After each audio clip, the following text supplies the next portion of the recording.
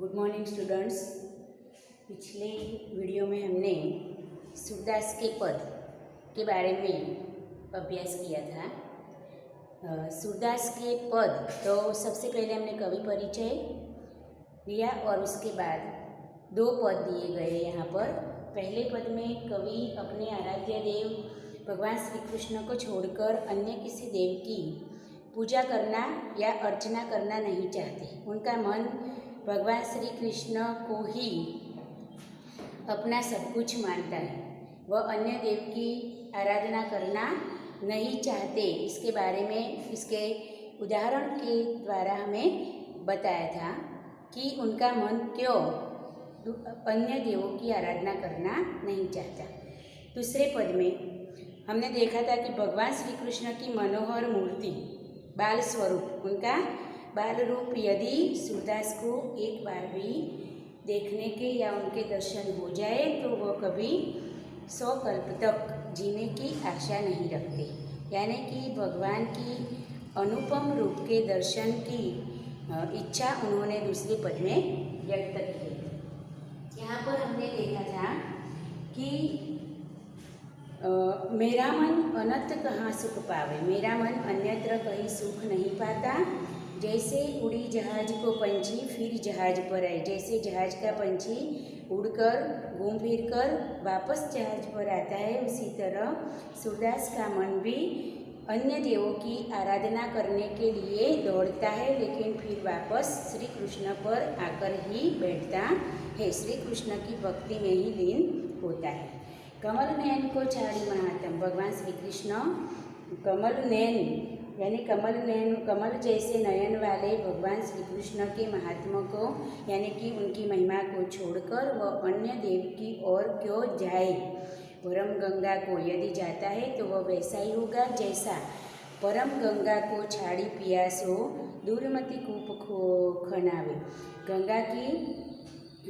गंगा जल अपने पास होते हुए भी प्यासा व्यक्ति कुआं खुदवाने का जो मूर्ख कार्य करता है, उसी तरह कवि कहते हैं कि भगवान श्री कृष्ण को छोड़कर अन्य देवों की आराधना करने के लिए जाना वैसी ही मूर्खता भरी बात है।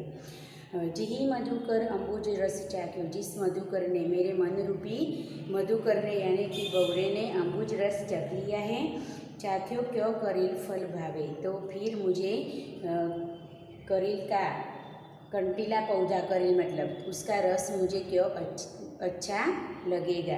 सूरदास प्रभु कामधेनु तजी छेरी कौन लुभावे। सूरदास के प्रभु यानी कि भगवान श्री कृष्ण कामधेनु स्वरूप है, मन वांछित फल देने वाले हैं, तो फिर ऐसे प्रभु की भक्ति को छोड़कर मैं बकरी दुहाने क्यों जाऊँ, यानी कि अन्य देव की पूजा करने के लिए क्यों जाऊँ। इस तरह उन्होंने पहले पद में अपने अनन्य भक्ति भगवान श्री कृष्ण के प्रति अपनी अनन्य भक्ति को व्यक्त किया है। दूसरे पद में कवि ने भगवान श्री कृष्ण के बाल स्वरूप का वर्णन किया है कि शोभित कर नवनीत लिए, कर एटले हाथ, तो नवनीत यानी कि मक्खन, हाथ में मक्खन लिए हुए, गुटुरन चलन रेणु तन मंडित, घुटन पर चलकर उनका शरीर कैसे चलने वाले और उनका शरीर धूल से मंडित है यानी कि सुशोभित है, पूरे शरीर पर धूल लगी हुई है। मुख दधि लेप किए, मुख पर दही का लेप किया हुआ है। चारु कपोल लोल लोचन, चारु यानी कि सुंदर, कपोल यानी कि गाल, सुंदर गाल है, लोचन चंचल लोचन है, और गोरोचन तिलक दिए यानी कि उनके मस्तक पर पीला रंग का जो द्रव्य होता है तिलक करने का, उसे गोरोचन कहते हैं, तो वह गोरोचन का तिलक उनके बाल पर किया हुआ है।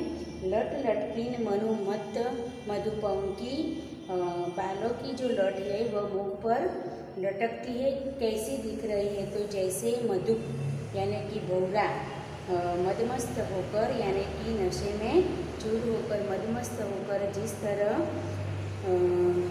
घूमता है, उसी तरह उनकी जो लट है वह लट भी उनके मुख पर लटकती हुई मुख की शोभा को बढ़ा रही है। खटू कठुला कंठ व्रज केहरी नख, उनके गले में चांदी की चाकियों वाली माला पहनी हुई है। कठुला कंठ, कठुला चांदी की चाकियों वाली माला।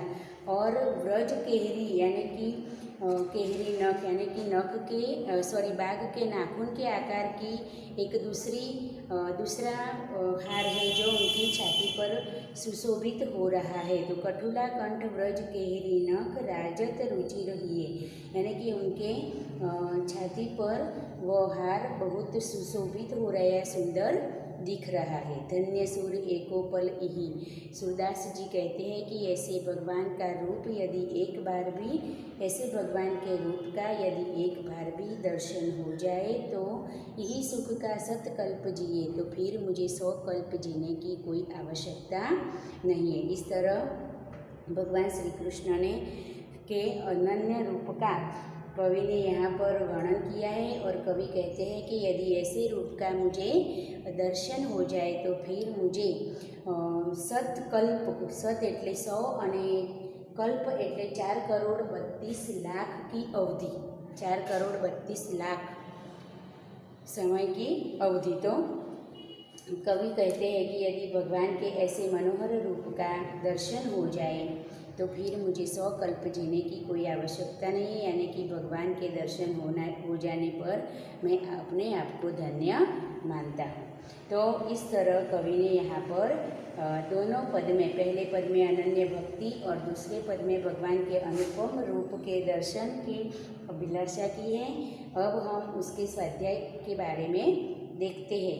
मैंने पिछली वीडियो में आपको ये दोनों काव्य विस्तृत रूप से समझाए भी थे और उसके जो महत्वपूर्ण शब्दार्थ थे उसके अर्थ भी आपको लिखवाए थे। आज हम स्वाध्याय देखेंगे कि जहाज का पंछी जहाज से उड़कर फिर कहाँ आता है। तो जहाज का पंछी जहाज से उड़कर फिर जहाज पर ही वापस आता है। सूरदास के मधुकर को करील फल क्यों नहीं भाता। तो सूरदास के मधुकर ने कृष्ण भक्ति का अम्बुज रस चख लिया है। सूरदास रूपी मधुकर ने कृष्ण भक्ति का अम्बुज रस चख लिया है, इसलिए उसे करील फल नहीं भाता। फिर बाल कृष्ण के मुख पर किसका लेप किया हुआ है। तो बाल कृष्ण के मुख पर मक्खन का लेप किया हुआ है। सूर धन्य क्यों हुए। तो उन्हें कृष्ण की दुर्लभ छवि के दर्शन हो गए हैं। कैसी दुर्लभ, तो हमने दूसरे पद में जैसा वर्णन किया है ना कि उनके मुख पर मक्खन का लेप है, उनके घुटुरन चलते हैं शरीर पर, यानी कि रेत से सुशोभित है, उनके हाथ में मुख पर दही लगा हुआ है, उनके सुंदर गाल है, लोचन चंचल है, माथे पर गोरोचन यानी कि सिर पर भाल पर गोरोचन का तिलक किया हुआ है, उनकी लटें उनकी मुख की शोभा को मादक भौरे की तरह मदमस्त होकर उनकी लटें मुख की शोभा बढ़ा रही है। गले में कठुला और केहरी नख धारण किया हुआ है जो अत्यंत सुशोभित या सुंदर दिख रहा है। तो इस तरह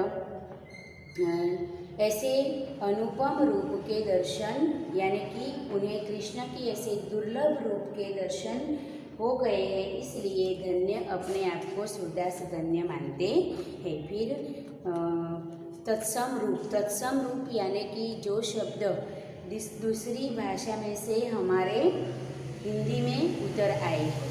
दूसरी भाषा यानी कि संस्कृत है, फारसी है, अरबी है, ऐसी दूसरी भाषाओं में से जो शब्द हिंदी में उतर आए हैं लेकिन उसमें कोई परिवर्तन नहीं हुआ, जैसे दूसरी भाषा में उसे लिखा जाता है, बोला जाता है, उसी तरह हिंदी में भी उसे बोला जाता है और लिखा जाता है। ऐसे शब्दों को तत्सम शब्द कहते हैं।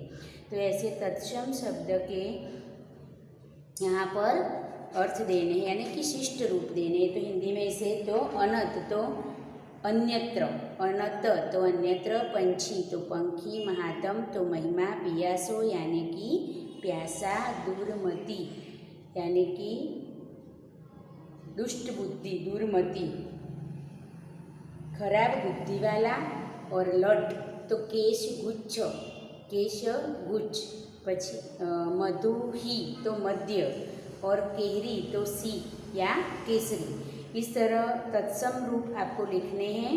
फिर समानार्थी शब्द है पक्षी तो खग, अंबुज तो जलज, अंबुज तो जलज,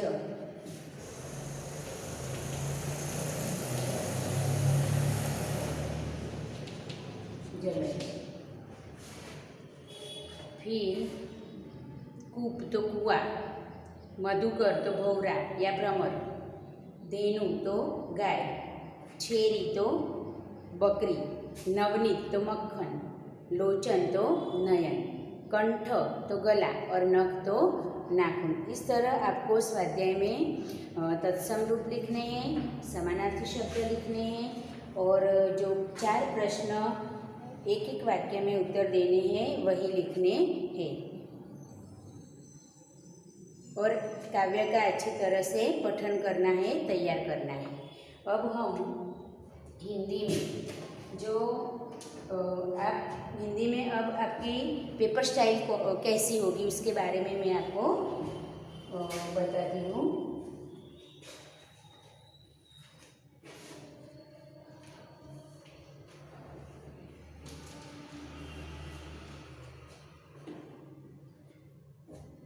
पहली परीक्षा, दूसरी परीक्षा, तीसरी, कोई भी परीक्षा हो, पेपर स्टाइल एक ही प्रकार की रहेगी। फिर आपको पेपर स्टाइल में किस तरह लिखना है, किस तरह उत्तर लिखने, कौन से प्रश्न होंगे, किस तरह के होंगे, उसके बारे में मैं आज आपको बताऊंगी।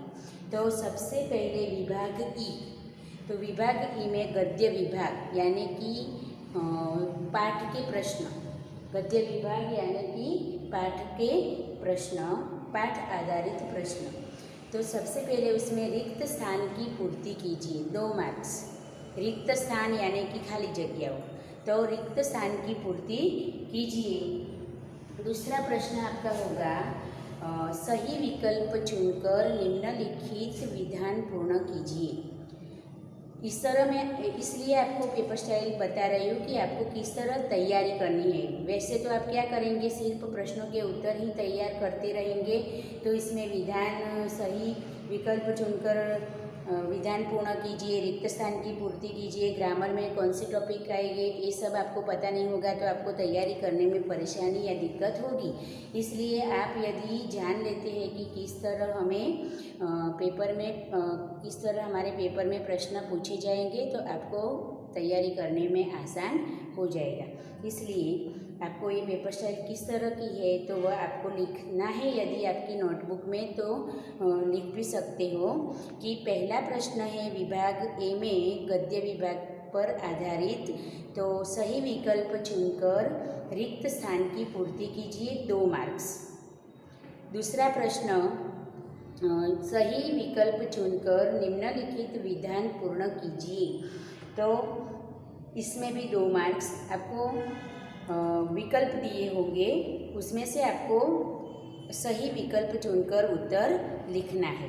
फिर आपको परीक्षा में क्या करना है, तो कई बच्चे क्या करते हैं तो पूरा प्रश्न लिखते हैं, यानी कि पहला विधान लिखते हैं, फिर उसका ए, बी और सी और डी जितने भी ऑप्शन दिए हैं वो सारे लिखते हैं, फिर उसमें टिक मार्क करते हैं। ऐसा नहीं करना है। आपको क्या करना है तो पूरा पहले इस क्वेश्चन लिखना है, फिर उसका जो उत्तर आता है वही लिखना है। बाकी के अन्य गलत उत्तर है उसे क्या करना है, छोड़ देना है। इस तरह आपको उत्तर लिखना है। फिर आगे प्रश्न नंबर 5 में एक एक वाक्य में उत्तर लिखिए। आपके पूरे प्रश्न जितने भी प्रश्न है वह एक ही क्रम में होंगे।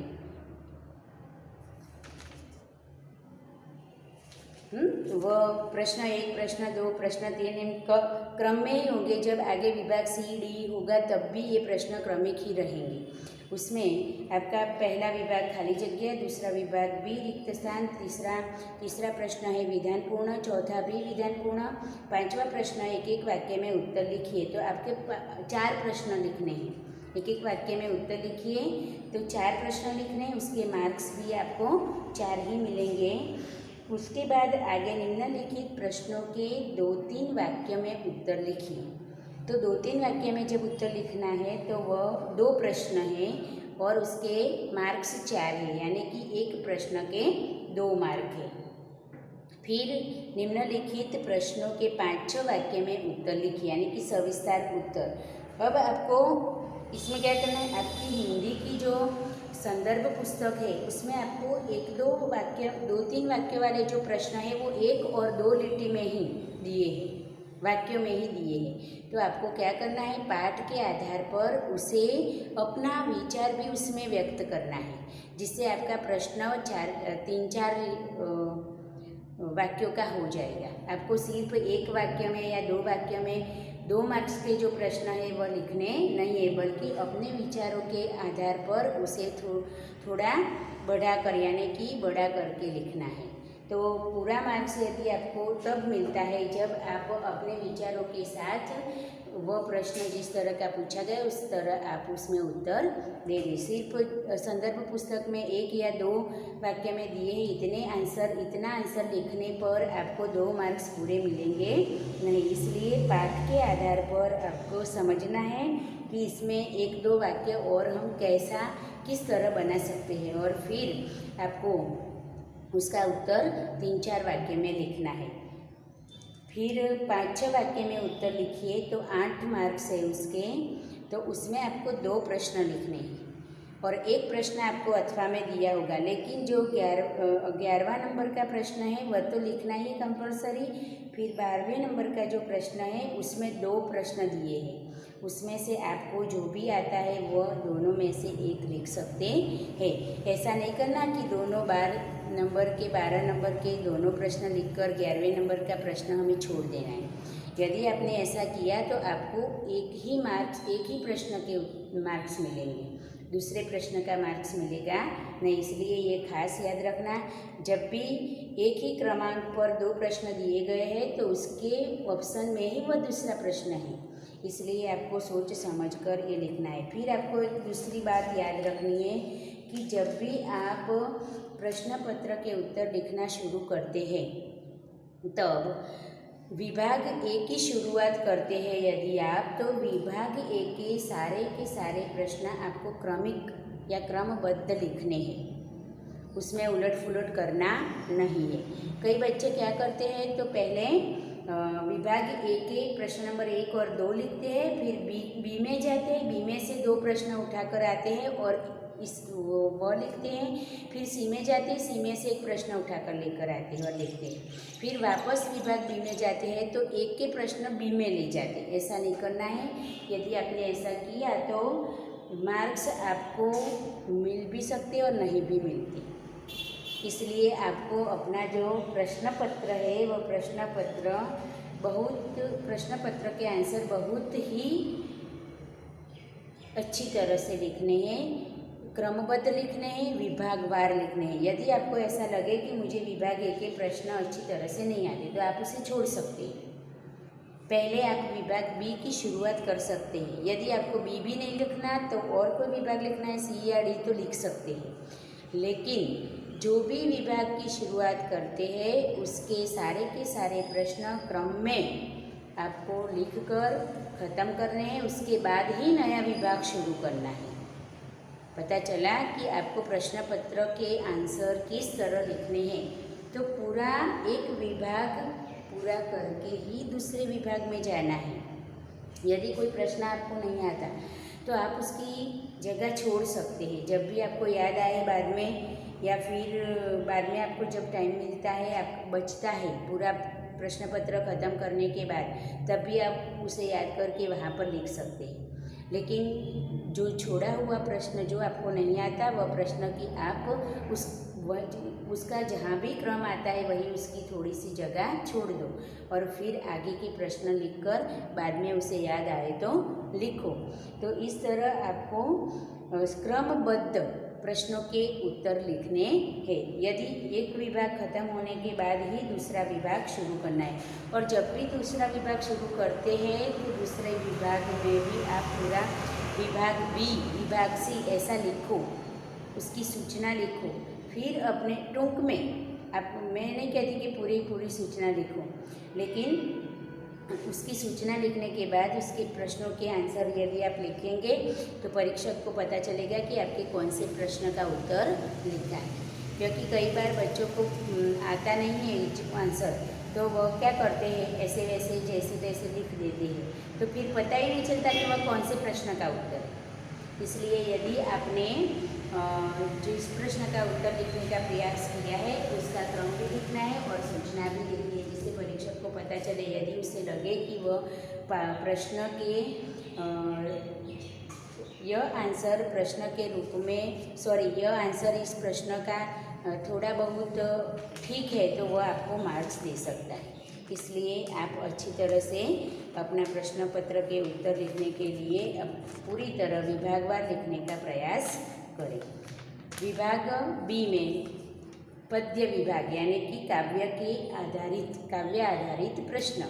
इसमें सही पहला प्रश्न है, सही उत्तर सही विकल्प चुनकर रिक्त स्थानों की पूर्ति कीजिए, तो 2 मार्क्स है उसमें। फिर काव्य पंक्ति पूर्ण कीजिए, यानी कि आपको काव्य भी तैयार करना है, काव्य भी आपको तैयार करना है, तो काव्य पंक्ति पूर्ण कीजिए, 2 मार्क्स। फिर एक एक वाक्य में उत्तर दीजिए, तो 4 प्रश्न है और 4 मार्क्स है। यहाँ पर 2-3 वाक्य में उत्तर लिखिए तो 4 प्रश्न है और 4 मार्क्स है, 2 प्रश्न है और 4 मार्क्स है। फिर 5-6 वाक्य में उत्तर लिखिए तो 2 प्रश्न है और 8 मार्क्स है, यानी कि एक प्रश्न का उत्तर लिखने पर आपको 4 मार्क्स मिलते हैं। तो यहाँ पर भी 23 नंबर का जो प्रश्न है वो 2 दिए, 22 नंबर का प्रश्न आपको कंपलसरी लिखना है, 23 नंबर में 2 प्रश्न दिए हैं, उसमें से आपको किसी एक को ही चुनना है।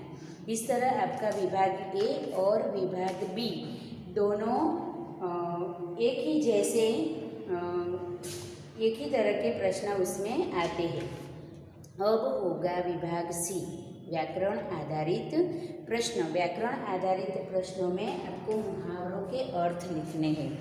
आप काव्य पढ़ते हैं, इकाई पढ़ते हैं, तो इकाई में यानी कि गद्य में मुहावरे आते हैं। अब आपको जैसी सूचना दी है वैसा करना है। यदि आपको बताया गया है कि आप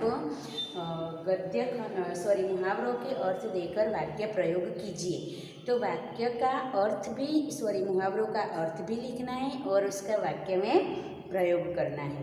पर यदि आपको ऐसा लिखा है कि अर्थ लिखिए, तो सिर्फ आपको क्या लिखना है, अर्थ लिखना है।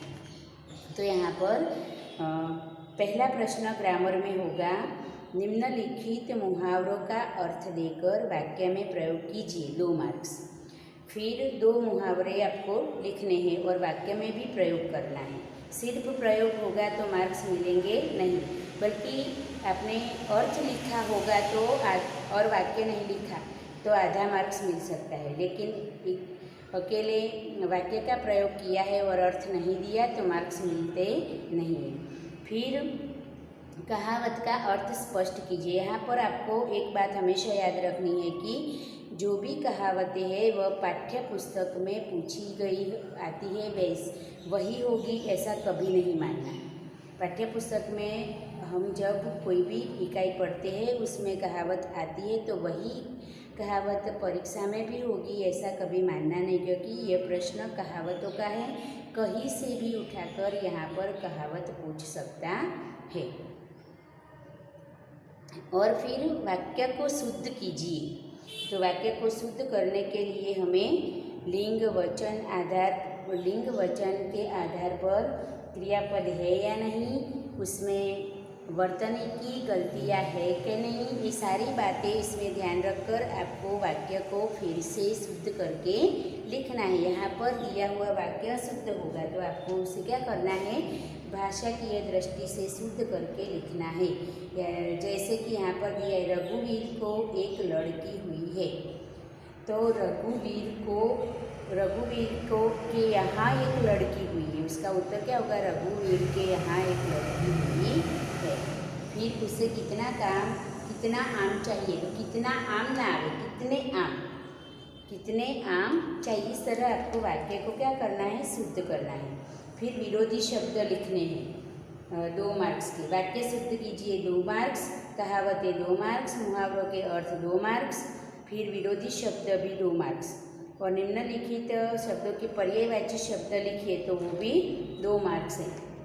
आगे निम्नलिखित शब्द समूह के लिए एक शब्द दीजिए, तो इसमें भी आपको 2 मार्क्स है, 2 प्रश्न होंगे। संधि को जोड़िए या छोड़िए। जिस तरह आप हिंदी गुजराती में संधि छोड़ते हैं जोड़ते हैं, उसी तरह यहाँ पर भी जोड़ना और छोड़ना दोनों तरह के प्रश्न आपको पूछे जाते हैं। 2 मार्क्स है।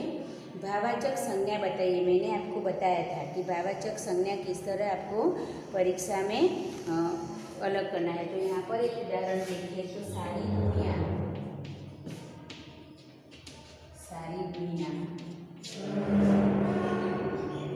असमानता से पीड़ित है, असमानता से पीड़ित है। दूसरा प्रश्न है, जाने कब तक सच्चे होंगे, जाने कब तक सच्चे होंगे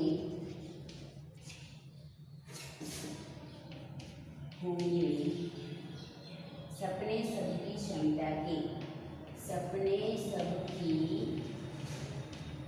क्षमता के। यहाँ पर ऐसे 2 वाक्य आपको दिए गए होंगे, उसमें से आपको भावाचक संज्ञा बतानी है। तो आप उत्तर में सिर्फ क्या लिखना है, भावाचक संज्ञा, उसके प्रश्न का जो क्रम है उसे देकर हमें आंसर लिखना है असमानता।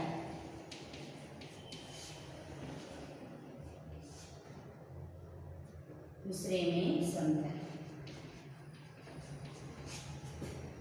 पता चला आपको सिर्फ उत्तर लिखने हैं। इसी तरह आपको भावाचक संज्ञा को अलग करना है।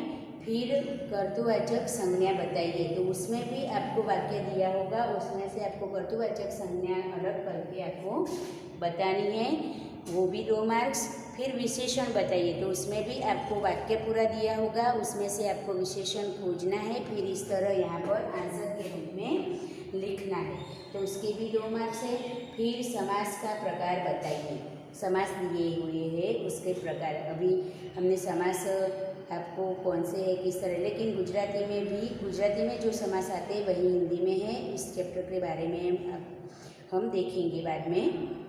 तो आपको समास दिया हुआ है तो उसका प्रकार बताना है। यहाँ पर विग्रह करके प्रकार बताइए ऐसा लिखा है, तो आपको विग्रह करके प्रकार लिखना है। यदि ऐसा नहीं है तो आपको क्या करना है, सिर्फ समास के नाम भी बताने हैं। इस तरह आपका पूरा विभाग सी, व्याकरण विभाग इस तरह से आपको तैयार करना है। फिर विभाग डी में निम्नलिखित प्रश्नों के उत्तर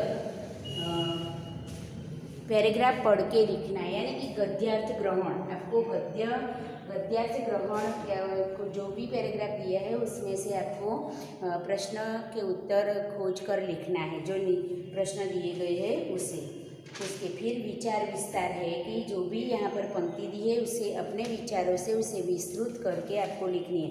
तो गद्यार्थ ग्रहण के विभाग डी में गद्यार्थ ग्रहण के 3 मार्क्स हो गए और विचार विस्तार के भी 3 मार्क्स होंगे।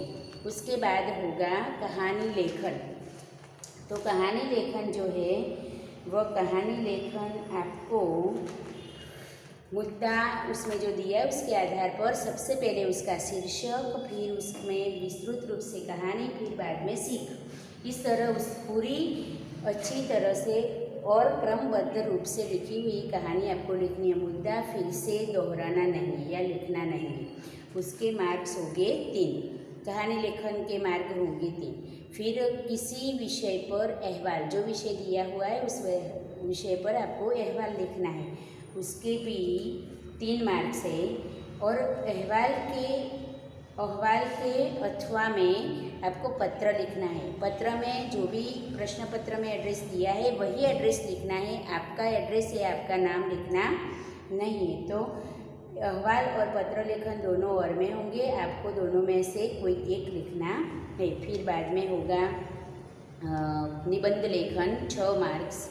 तो निबंध लेखन में जिस तरह यहाँ पर मुद्दे दिए हुए हैं उसी के आधार पर आपको लिखने हैं। इस तरह आपको पूरी पेपर स्टाइल समझ में आ गई होगी। अब आपको प्रश्न पत्र के आंसर किस तरह लिखने होंगे उसके बारे में आपको पता चल गया होगा। अच्छा, तो आप इस तरह से तैयारियाँ भी करना शुरू कर देंगे। Okay, thank you.